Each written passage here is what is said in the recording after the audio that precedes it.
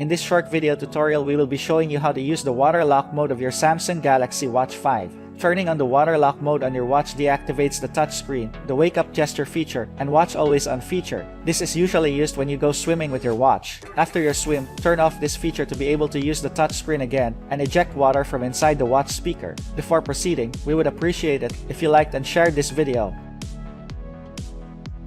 The quickest way to turn on water lock mode is from the quick settings panel. Swipe down on the watch, then tap the water lock mode icon. Water lock mode will be automatically enabled if you start a swim workout.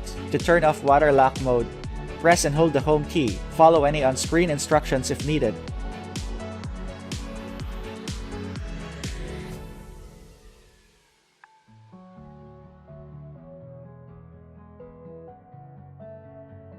Thanks for watching this video. Don't forget to subscribe to our channel and make sure to hit that notification bell to get the latest updates from us.